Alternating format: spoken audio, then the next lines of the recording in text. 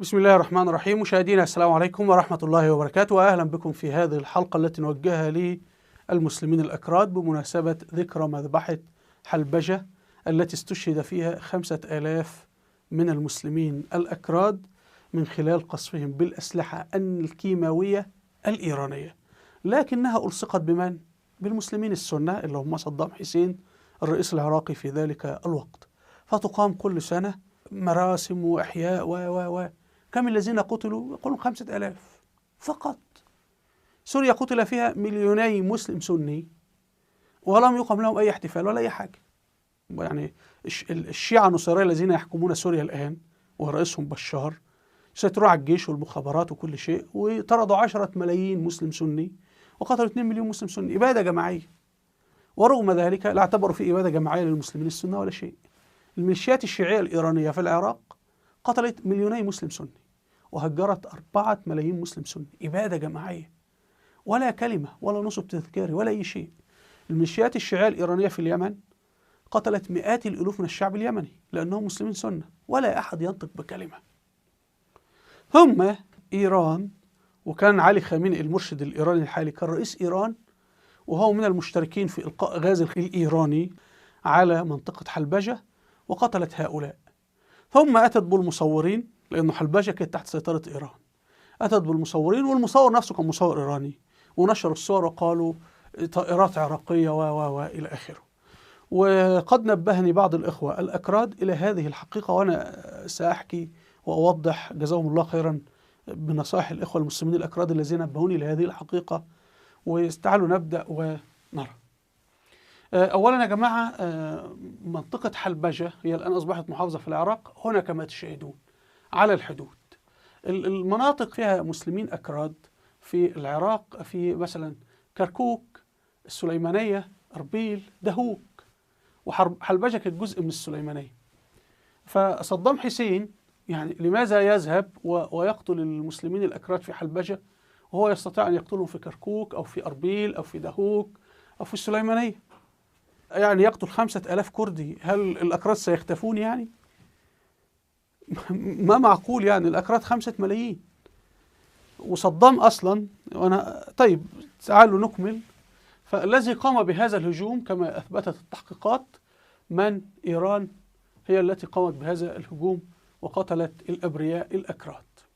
هنا حضراتكم عقوبة نصب تذكاري إلى آخره، وهنقول لماذا أقاموه، لكن تعالوا هنا نسمع شهادة ضابط المخابرات الأمريكي ستيفن بلتجور. تعالوا نسمع. Specifically, what I say in my book is that both Iraq and Iran used chemical weapons against each other. They were trying to kill each other here in the United States to make it appear that the actual incident was a battle in which the two sides were trying to capture the city of Halabja, and both used chemical weapons against each other, and the Kurds who were caught in the middle were killed. Moreover, the Defense Intelligence Agency in the U.S. examined the battle afterwards, immediately afterwards, and they concluded that based on an examination of the corpses, that the type of gas that killed the Kurds was the gas the Iranians used, but not the Iraqis. It gives itself away because the corpses, the extremities are blue. So they looked at the corpses and they said, "Oh, that's cyanide." And what was Iraq using? Iraq was using mustard gas. Totally different effect. Totally different effect. أيضا الدكتور كمال المعضدي، وهو مقيم الآن في السويد، وكان مسؤول بملف الأسلحة الكيميائية في عهد صدام حسين. قال الفرق الدولية لما زارت حلبجة وأنه إيران هي التي ألقته، لكن بعد ذلك جرى طمس كل هذه الأمور. تعالوا نشاهد. أول فريق تفتيش أتذكر إجا كيميائي برئاسة الدكتور دان. هذه أول مرة إجا وآخر مرة، وبدأ يتكلم ويا اللواء حسام محمد أمين، وأنا أعرف أنه أنتم مو أنتم ضربتوا حلبشة، لأن السلاح الكيميائي اللي انضربت به حلبشة أنا كنت مسؤول عن التحقيق، وأخذت نماذج من كل التربة والأرض والميتين، وهذا العامل أنتم ما تنتجوه، هو عامل السيانيد وليس عامل الخردل أو العوامل الأخرى المنتجة عندكم. وللأسف الشديد جرى تزوير التاريخ، ونحن نشاهد تزوير التاريخ الآن. يعني الرئيس محمد مرسي رئيس مصر رحمه الله كيف يزور تاريخه الآن وهو مصور بالصوت والصورة والفيديو ونحن عشناه. فما بالك بتاريخ صدام وما جرى في حلبجة، فما بالك بقى في الدولة الأموية، فما بالك بما جرى في مقتل الحسين وغير ذلك من تاريخنا المزور، لأنه المنتصر هو الذي يكتب التاريخ، وهذا نموذج. تعالوا نشاهد بعض المسلمين للأسف، وأنا كنت منهم وأحكي قصتي الآن، وكنت أكره صدام بسبب الأكراد بالمناسبة، اللي متأثرين بالدعاية الأمريكية الإيرانية. هنا مثلا الأستاذ زكريا بابيش أغلو، وهو زعيم حزب الهدى الإسلامي في تركيا، يقول: تمر اليوم الذكرى 35 لحلبجة أو حلبجة، قتل عام. قتل عام يعني مذبحة يعني، وهي كلمة عربية، قتل عام، التي أصبحت علامة سوداء في تاريخ البشرية. أدين الإبادة الجماعية، ما فيش إبادة جماعية ولا حاجة، ده التي قتل فيها آلاف الأبرياء بوحشية بالأسلحة الكيماوية، وهناك نساء وأطفال وكبار السن. أحيي ذكرى إخواننا الذين استشهدوا برحمة على أيدي الظالمين الإيرانيين. أنا لا أعرف إذا كان يقصد العراقيين أم الإيرانيين. هنا حضراتكم في إقليم كردستان العراق عملوا طابع تذكاري لل5000 الذين قتلوا رحمهم الله، لكن هل هناك طابع تذكاري للإبادات في الفلوجة وفي غيرها؟ هل هناك طابع تذكاري لإبادة مئات الألوف من سكان الموصل؟ الموصل فيها 3 ملايين مسلم سنة، دمروها، يعني لم يبقوا فيها كحلب. حتى الرئيس الأوكراني زيلينسكي قال إنهم يدمرون ماريوبول كما دمروا حلب. وأين أنت لما كانت حلب تدمر؟ هل نطقت بكلمة؟ ولا نشوفوا العالم كله، هذه الحقيقة. العالم كله لا يعني حياة البشر، حكومات العالم. والله لو قتل 1,000,000 إنسان ولا حكومة في العالم تهتم بحياة الإنسان. يقتل 1,000,000، يقتل 10 مليون، يقتل 20 مليون، والحكومة الأمريكية نفسها لا تهتم بحياة الأمريكيين نفسهم. يعني لو 1,000,000 أمريكي قتلوا ولا في عندها مشكلة. دي قاعدة. متى يهتمون؟ يهتمون وفقا لديانة الفاعل. يعني كل يوم في أمريكا سنويا نحو 50 حالة قتل أطفال في مدارس، يحصل هجوم مسلح، واحد مجرم يدخل بسلاح يقتل أطفال داخل مدرسة أمريكية. هل تجد أي خبر في وسائل الإعلام العربية؟ وسائل الإعلام الأمريكية؟ ولا حاجة. يسألوا أنت دينك إيه؟ يقول لهم والله أنا ملحد، أنا حشاش، أنا خمرجي، أنا خلاص. يقتل له 10 أطفال 50 طفل ولا لهم أي قيمة في الحياة. وهذا يتكرر في السويد وتكرر في ألمانيا وتكرر في دول أخرى. طيب لو واحد مسلم وحتى مسلم فاسق مثلا، خمرجي حشاش، مسلم بس هو مسلم، وقابل مثلا واحد مسيحي وعمل له كده، اتخانقوا مثلا على فلوس على أي حاجة وعمل له كده، وسائل الإعلام العربية والعالمية والدولية والتطرف الإسلامي والإرهاب الإسلامي والبطيخ الإسلامي هو المسيحي نفسه اللي انضرب كده من المسلم، يأتي واحد مسيحي مثله في الدين ويديله رصاصة في دماغه ويقتله ويموت، وممكن يقتله 10 مسيحيين كمان معاه في كنيسة ولا في مكان ولا حسب تواجدهم. لا يجدون خبرا في صحيفة ولا في قناة تلفزيونية. فإذا هم ليس لهم مشكلة مع أن قتل 5000 كردي ولا يقتل 1,000,000 كردي، إنما إذا كان القاتل مسلما هنقيم الدنيا ولا نقعدها. إذا كان يمكن إلصاق التهمة أيضا بمسلم، يعني أحداث 11 من سبتمبر من نفذتها ناس داخل أمريكا، وفي اكتب على اليوتيوب سوزان لندار، ودي بتشرح بالتفصيل، ودي كانت في المخابرات الأمريكية، كيف أنه مسؤولين من داخل أمريكا شاركوا وخططوا لهجمات 11 من سبتمبر.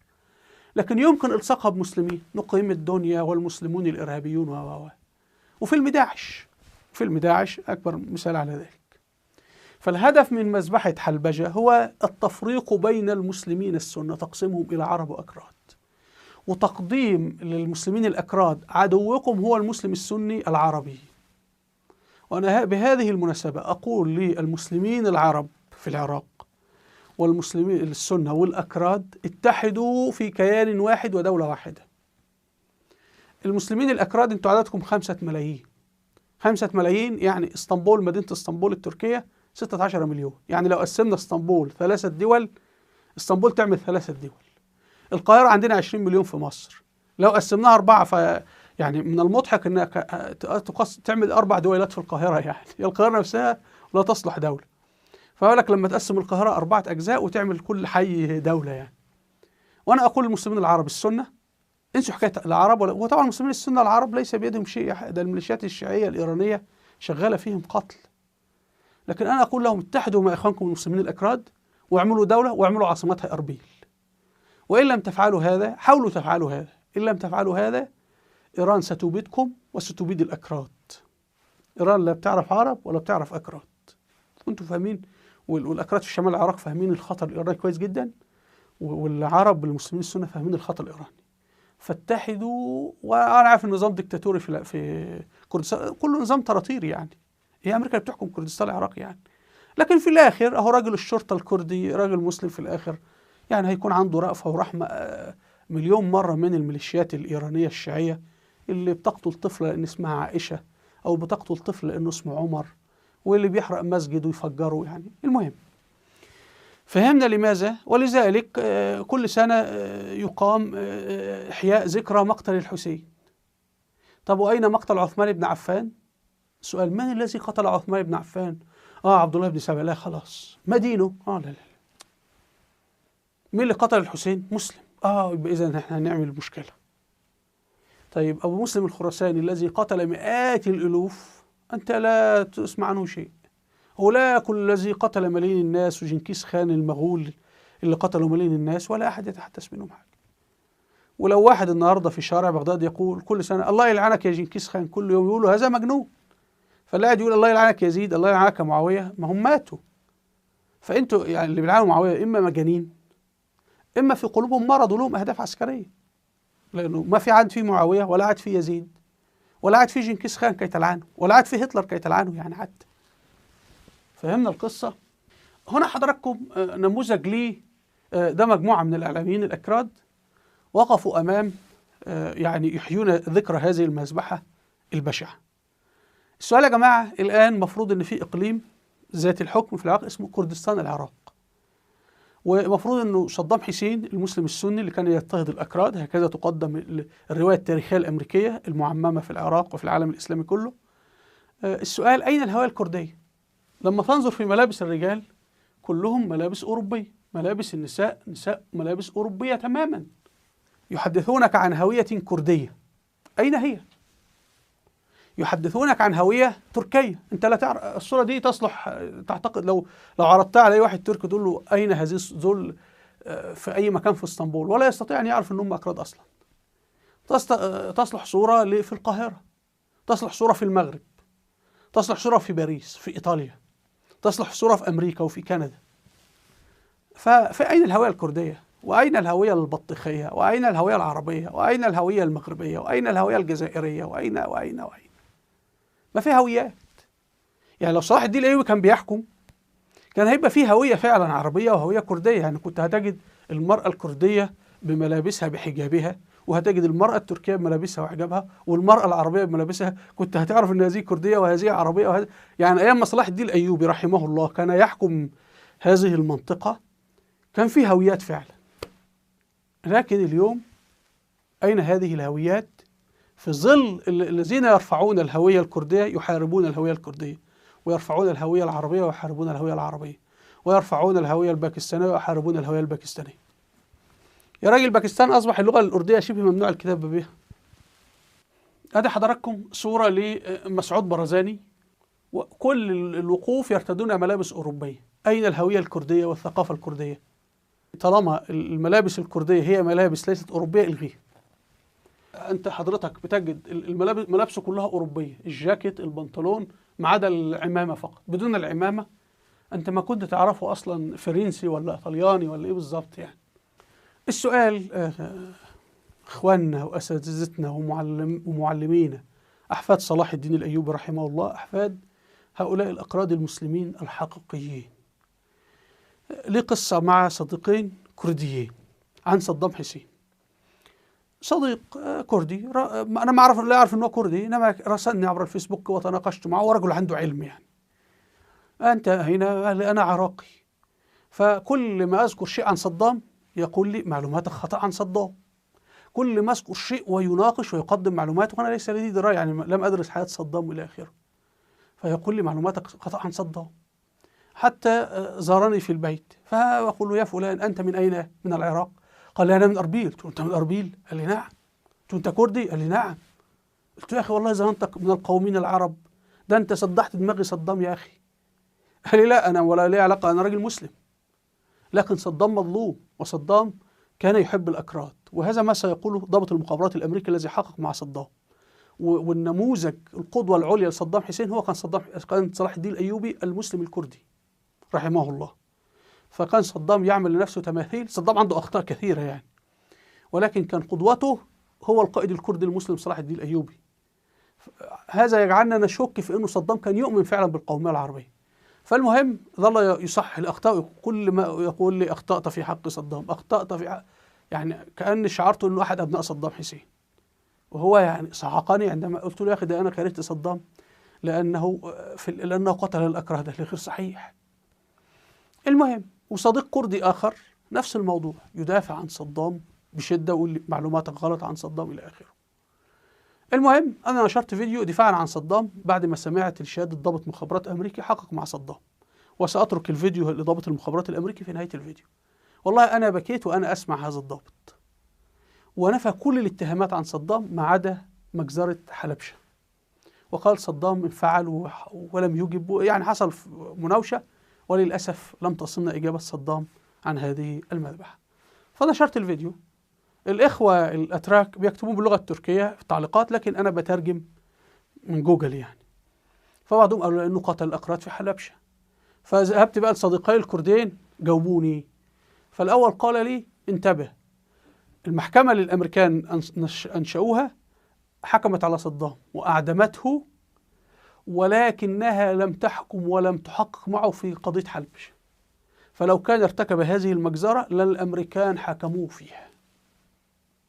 الآخر قال، صديق الكرد الآخر قال لي: والله أقاربي قتلوا في هذه المذبحة، ولكن هل ارتكبتها إيران أم العراق أنا لا أعرف. وبعد ذلك فوجئت بأحد الأصدقاء، أنا قلت في فيديو يا جماعة اللي يعرف عن حلبجة، فأرسل لي فيديو ضابط المخابرات الأمريكي أن هذه جريمة ارتكبتها إيران وتلصق بنا نحن المسلمين السنة. هذه هي الحقيقة التاريخية. أرجو مشاهدينا أن تكون الصورة قد وضحت. وفي الختام هنا شهادة ضابط المخابرات الأمريكي الذي حقق مع صدام حسين في برنامج اسمه في رواية أخرى في التلفزيون العربي. أرجو متابعة هذا البرنامج. هنا في فيديوهات على اليوتيوب أرجو مشاهدتها. أسفل الفيديو رابط صفحات على الفيسبوك وتويتر ورابط قناة تليجرام، أرجو الاشتراك في القناة. هنا قناة فيديوهات الوثائقية التاريخية، أرجو أن تشاهدوها لأهميتها في مجال التاريخ.